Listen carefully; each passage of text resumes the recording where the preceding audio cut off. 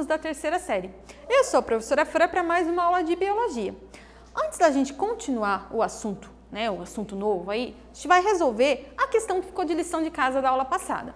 Olha só, na espécie humana temos casos de surdez ligada à ação complementar de dois genes. O gene cesão, responsável pelo desenvolvimento embrionário da cóclea, e o gene esão, responsável pela formação do nervo acústico. A partir dessas informações, indique em que situações genéticas a surdez congênita pode ocorrer. Então, como que a gente pode explicar geneticamente o aparecimento da surdez congênita? Então, veja, o exercício está falando para você que para você ter uma audição normal, você precisa de pelo menos um alelo dominante de cada gene. Você precisa de pelo menos um cesão e pelo menos um esão. Então, qualquer outro tipo de combinação vai resultar em surdez congênita. Então, olha a resposta que eu coloquei aqui para vocês. A surdez congênita pode ocorrer em indivíduos duplo homozigotos recessivos, Czinho, Czinho, Ezinho, Ezinho, ou então, como é homozigoto recessivo para um dos alelos, que pode ser Czinho, Czinho, Esão alguma coisa, ou Cesão alguma coisa, Ezinho, Ezinho. Então, a gente tem essas possibilidades para o aparecimento da surdez congênita. E na aula de hoje, qual é o objetivo? Na aula de hoje a gente vai falar de um outro tipo de interação gênica, que é a epistasia. Mas antes da gente chegar nessa, vamos lembrar um pouco sobre a parte dos genes complementares que a gente falou na aula passada. Então, eu sei que você sabe de hoje. O que são os genes complementares? Então, estou mostrando aqui já para vocês, deixou um exemplo ali dos galináceos que a gente comentou na aula passada, para você dizer o que são esses genes complementares. Então, lembra que os genes complementares atuavam no mesmo fenótipo. Eles eram responsáveis por coisas diferentes, mas que resultavam no mesmo fenótipo, o mesmo resultado final. Então tá aqui, são aqueles que, quando isolados em um indivíduo, determinam o aparecimento de uma característica diferente daquela que aparece quando os dois estão juntos. Então, se eu tenho só o gene Rzão aparecendo, eu vou resultar aqui numa crista rosa. Se eu tenho só o esão aparecendo, eu vou resultar ali na crista ervilha. Mas se eu tenho os dois juntos, eu tenho a crista nós. Se eu não tenho nenhum, eu tenho a crista simples. Então veja que um não depende do outro, mas que quando eles estão juntos, eles interagem para formar uma única característica. Olha a notícia de hoje. Sangue raro, presente em apenas 11 famílias brasileiras, salva bebê na Colômbia. Ceará foi o primeiro estado brasileiro a fazer uma doação internacional de sangue Bombaim, raro em todo o mundo. Um bebê de Medellín, na Colômbia, foi salvo graças a uma transfusão realizada com o sangue de um doador cearense. O sangue doado é um tipo raro, chamado Hzinho, ou fenótipo de Bombaim.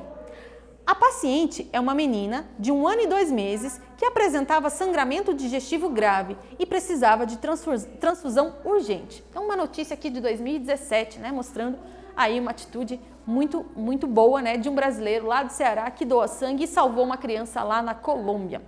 Olha só que interessante. E o que isso tem a ver com a aula de hoje? A gente vai falar. Então, vamos lá. Interação gênica, para a gente relembrar o que era. Lembra lá que a gente tinha mais de um gene que resultava em uma única característica. E que qualquer um dos meus genes que não funcionem, que sejam, por exemplo, recessivos, vai alterar o meu resultado final. Então, isso é interação gênica. Na aula passada, a gente comentou dos genes complementares, que é quando 2 ou mais genes não alelos atuam num único fenótipo. Hoje, a gente vai falar de epistasia, que é o quê? Um gene que inibe a ação do outro. Então, tá aqui o nosso exemplo. Então, epistasia é importante lembrar, é um gene que está inibindo o outro. Genes epistáticos são aqueles que inibem. Os genes hipostáticos são aqueles que são inibidos. Então, veja só, eu tenho aqui um gene epistático, em vermelho, que está inibindo a ação do meu gene hipostático, em amarelo. Então, ele tem alguma ação que não permite que a característica do gene que está ali no cromossomo amarelo apareça. Alguma coisa acontece que ele interrompe a ação do outro. No caso do exemplo da reportagem, lá do sangue de Bombaim, o que acontece? Olha só, a gente tem o glóbulo vermelho e a gente já estudou isso, que nos glóbulos vermelhos a gente tem glicoproteínas do sistema ABO. Então tá aqui, glicoproteína A, B, AB não tem glicoproteína nenhuma. Mas veja que antes da glicoproteína, que está representado para vocês ali em coloridinho, a última último formato aqui, ó, a gente tem também o antígeno H, que é onde a glicoproteína consegue se ligar. Então veja que mesmo o meu sangue tipo O tem o antígeno H. O que ele não tem é a proteína que está grudadinha nele ali. Quem tem o sangue Hzinho, não tem esse antígeno H. Então pode ser que geneticamente ele vai ser do tipo A, por exemplo. Mas quando fizer o exame de sangue, ele vai dar um falso O. Por quê? Porque aquela glicoproteína A que ele produz não consegue se ligar aqui, porque não tem onde se ligar, não tem um antígeno H, que é onde a proteína se liga. Então ele vai ser um falso O.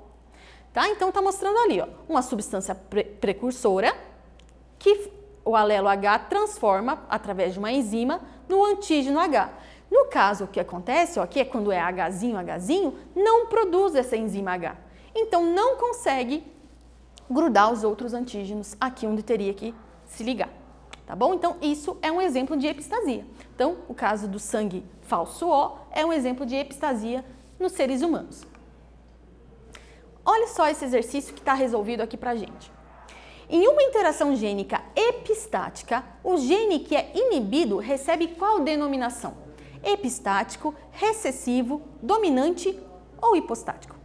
A gente acabou de falar, né, gente? O epistático é o que inibe, o hipostático é o que é inibido, tá? Não esqueça disso. Agora, um exercício para você fazer sozinho. Na moranga, a cor dos frutos deve ser as seguintes combinações de genes. Bzão alguma coisa, azinho, resulta em amarelo. Bzinho, azão alguma coisa, branco. Bzão alguma coisa, azão alguma coisa, também é branco. E Bzinho, azinho é verde. Qual que é o gene hipostático nesse caso?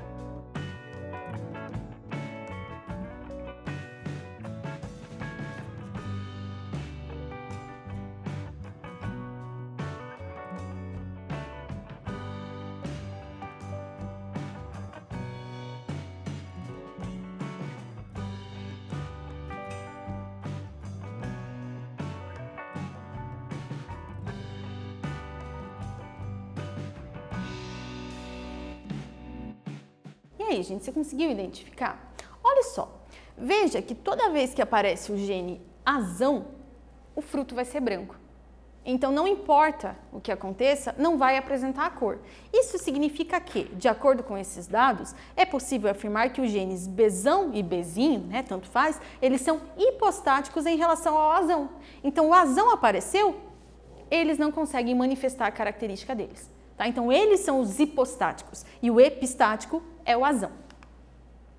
Então, de volta aqui falando sobre epistasia. A gente tem dois tipos de epistasia, a epistasia dominante e a epistasia recessiva. A epistasia dominante ocorre quando? Quando o alelo epistático é o dominante e a recessiva quando o alelo epistático é o recessivo. Então, no caso do dominante, ó, eu preciso só de um alelo epistático para inibir a ação do outro. No caso do recessivo, eu preciso de 2 alelos para inibir a ação do outro. Tá? Então, é essa a diferença. Dominante, preciso de um só. Recessivo, preciso de 2. Um exemplo, então, de epistasia dominante é a cor de cavalos. Né? Olha só a pelagem dos cavalos aqui. Se eu tenho um cavalo Bzão, Vzão, vai ser cor branca. Então, veja que o pigmento, o gene responsável ali vai ser o B. Se eu tenho Bzão, vai ser preto. Se eu tenho Bzinho, vai ser marrom. Mas a fixação desse pigmento depende de um outro gene, que é o V. Se eu tenho Vzão, não vai fixar a cor. Se eu tenho Vzinho, fixa. Então, veja, toda vez que aparece o Vzão, ó, o meu cavalo vai ser branco. Agora, se aparece Vzinho, aí sim vai manifestar a cor do outro gene. Se é Bzão, vai ser preto. Se é Bzinho, vai ser marrom. Então, esse aqui é um exemplo de epistasia dominante, tá? Que o gene que está inibindo o outro é um gene dominante. Um exercício para você, então. Em abóboras, a cor do fruto é determinada por 2 genes de segregação independente. Os genótipos azão-azão e azão-azinho produzem frutos brancos, enquanto o azinho-azinho é necessário para a produção de um fruto colorido, cuja cor é determinado pelo segundo gene, cor amarela, Bzão-Bzão e Bzão-Bzinho, ou verde, Bzinho-Bzinho. Do cruzamento de 2 plantas brancas heterozigotas para os 2 loci, azão-azinho, Bzão-Bzinho, serão produzidas que tipo de abóbora?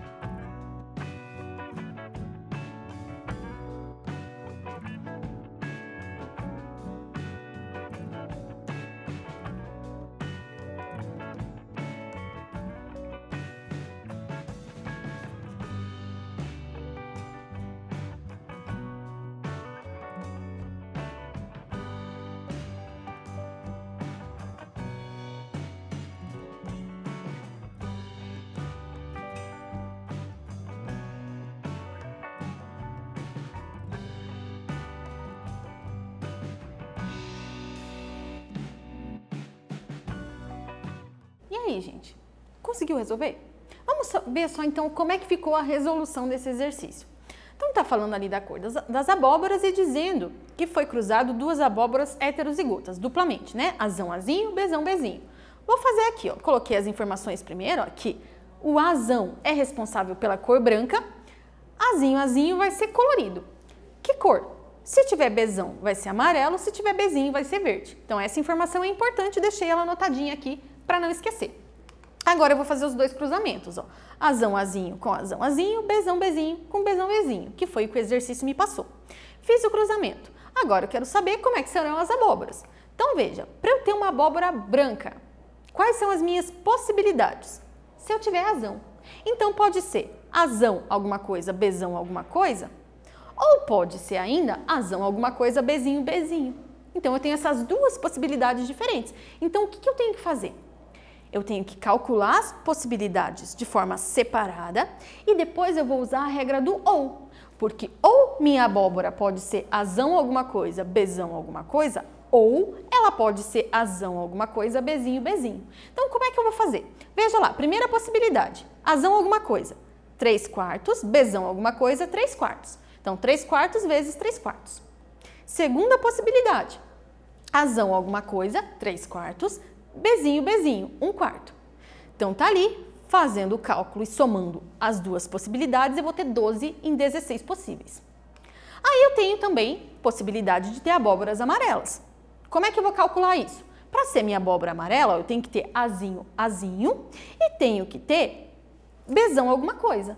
Então, aqui vou fazer, ó, 1/4 vezes 3/4, 3 em 16. E a possibilidade verde? Possibilidade verde, Azinho, Azinho, Bzinho, Bzinho. Então, tá ali, ó, 1/4 vezes 1/4, uma chance em 16 possíveis.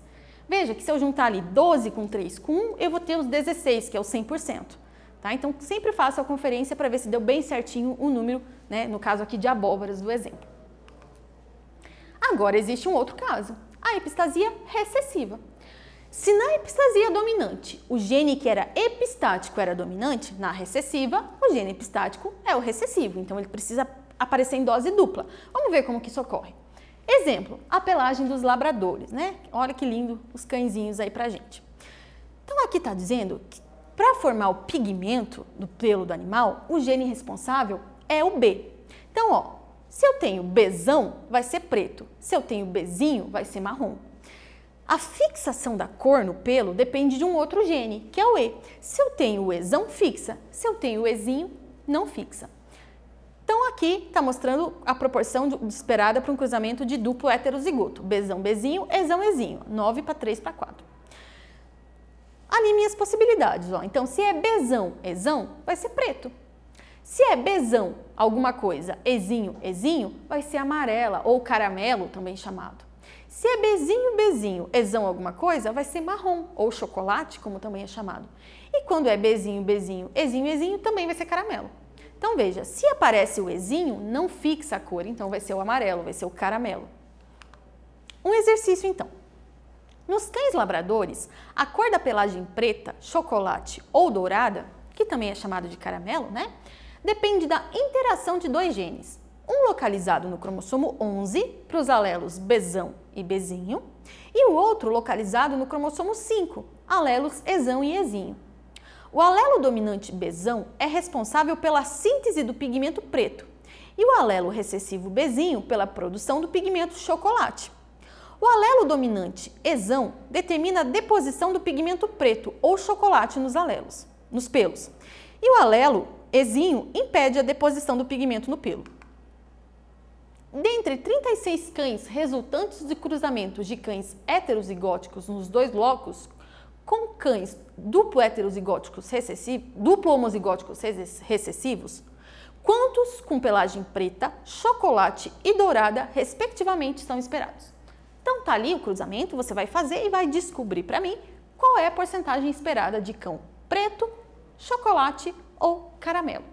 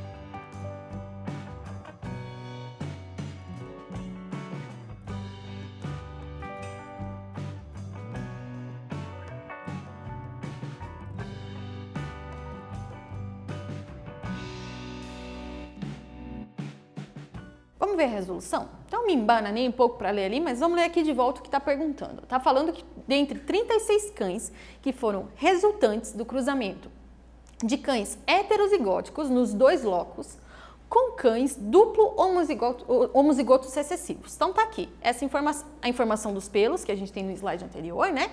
Pigmento preto é Bzão, pigmento chocolate, Bzinho, Bzinho. Para segurar o pigmento no pelo, tem que ter um Ezão. Se não tem Ezão, não segura o pigmento e vai ser o caramelo, tá?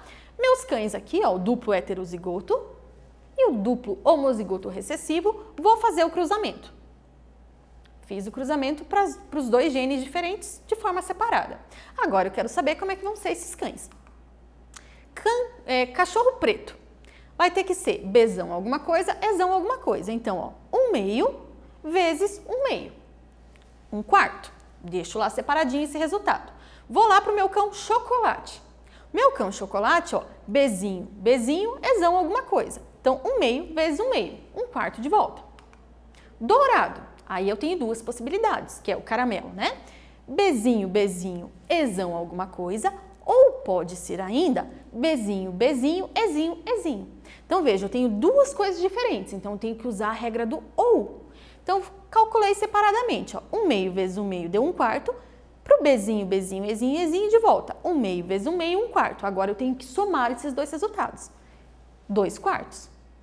Tá, mas eu tenho números, professora, 36, como é que eu faço para chegar nesse resultado? Agora você vai multiplicar ali 1/4 vezes o 36, 1/4 vezes o 36 e o 2/4 vezes o 36, tá? Que a gente vai chegar no resultado lá, ó. Então, 1/4 vezes 36, 9. 1/2 vezes 36, 18, que é aqui, né? 1/2, gente, né? Porque 2/4, se eu simplificar a fração, tá aqui. Então, eu vou ter 9 cães pretos, 9 cães chocolate e 18 cães dourados. Tá aqui o nosso resultado. Um exemplo para as características humanas é o albinismo. O albinismo, apesar da gente estudar ele lá na primeira lei de Mendel, geralmente a gente já fala dele como sendo o Azinho, Azinho, ele é um exemplo de gene epistático também. Por quê? Porque olha só, a gente tem 3 genes diferentes aqui, o A, o B e o C. Eles vão transformar a fenilalanina no resultado final, que é a melanina. Qualquer um desses meus genes que não funcione, eu vou ter o albinismo. Então, não vai produzir o resultado final, que é a melanina. Tá? Então, o albinismo é um caso de epistasia recessiva. Lição de casa. Em camundongos, a coloração da pelagem é determinada por 2 pares de genes, Azão, Azinho e Czão, Czinho, com segregação independente. O gene A determina a coloração agute e é dominante sobre o seu alelo Azinho, que condiciona a coloração preta. O gene Czão determina a produção de pigmentos e é dominante sobre o seu alelo Czinho, que inibe a formação dos pigmentos, dando origem a indivíduos albinos. Do cruzamento de um camundongo preto com um albino, foram obtidas apenas descendentes agutes. Qual que é o genótipo desse casal?